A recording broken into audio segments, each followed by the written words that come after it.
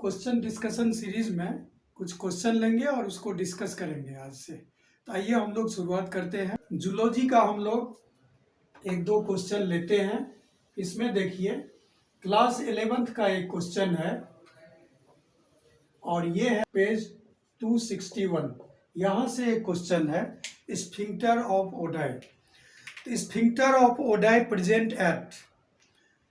Sphincter of ODI हम लोग पढ़े थे कि लीवर का हिपैटिक डक्ट दो था, ये दोनों आया, ये दोनों मिला अब सिस्टिक डक्ट।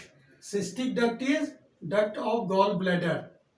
यहाँ पे ये सिस्टिक डक्ट से मिला। Hepatic duct plus cystic duct ये दोनों मिलके क्या बनाया? Common bile duct. अब कॉमन बाइल डक्ट नीचे आया और यहाँ पे पैनक्रियाटिक डक्ट से मिला।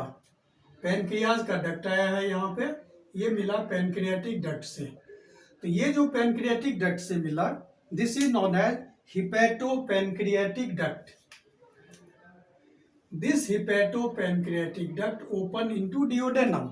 अब यहाँ पे ये डिओडेनम में खुलता है, तो ये जो है hepatopancreatic duct open into duodenum and this opening guarded by sphincter of ODI.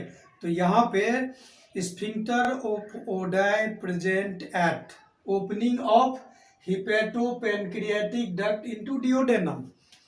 Duodenum is part of small intestine. तो यहाँ पे हिपैटोपैनक्रियाटिक डक्ट खुलता है डिओडेनम में। एक क्वेश्चन ये था, तो ये भी इजी क्वेश्चन था। अब आइए हम लोग एक दूसरा क्वेश्चन लेते हैं, इवोल्यूशन। यहाँ पे देखिए चार चॉइस थे। पहला चॉइस था adaptive radiation. Adaptive radiation, adaptive radiation में एक ही पॉइंट से ओरिजिन होके और अलग अलग हैबिटेट में रेडिएट होता है। This is adaptive radiation. दूसरा कह रहा है यहाँ पे, जिसका एग्जाम्पल हम लोग पढ़े थे, Darwin's finches and placental mammal. दूसरा यहाँ पे जो चॉइस है वो है convergent evolution. Convergent evolution.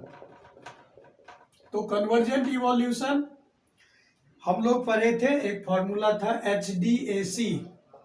HDAC homologous organs are result of divergent evolution, analogous organs are result of convergent evolution।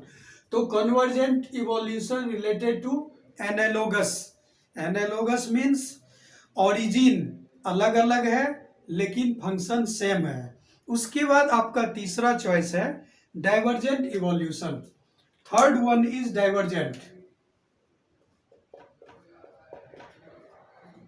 Divergent evolution, तो डाइवर्जेंट में homologous, homology means origin same है लेकिन फंक्शन अलग अलग है। एंथ्रोपोजेनिक एक्शन से इवोल्यूशन, तो anthropogenic मतलब है मैन मेड एक्शन। अब देखिए चॉइस हम लोग देखते हैं। सबसे पहला यहाँ पे चॉइस था कि selection of resistant variety due to excessive use of herbicide and pesticide. अगर ज़्यादा हर्बिसाइड पेस्टिसाइड यूज करते हैं तो रेजिस्टेंट वेराइटी ग्रो हो जाता है। This is example of evolution bye anthropogenic action. Anthropogenic का मतलब है मैन मेड एक्शन। हम लोग अगर बहुत ज़्यादा यूज करते हैं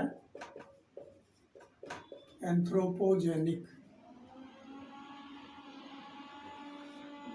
एंथ्रोपोजेनिक इवोल्यूशन, बहुत ज़्यादा पेस्टिसाइड हर्बिसाइड या एंटीबायोटिक यूज करते हैं तो जो माइक्रोब्स है उनका बहुत जल्दी इवोल्यूशन हो जाता है। This is evolution bye anthropogenic action. जैसे DDT का हम लोग रेजिस्टेंट वेराइटी पढ़े थे। दूसरा आपके पास ऑप्शन था bones of forelimbs in man and whale. Whale और मैन में जो फोरलिम्स हैं पेंटाडेक्टिली होता है, 5 बोन्स होते हैं। तो this is example of homology. Homology में ओरिजिन सेम है लेकिन उनका फंक्शन अलग अलग है। तो दिस इज हो गया homology is divergent, HD। Homology result of divergent evolution, इसका यहाँ पे होगा डाइवर्जेंट।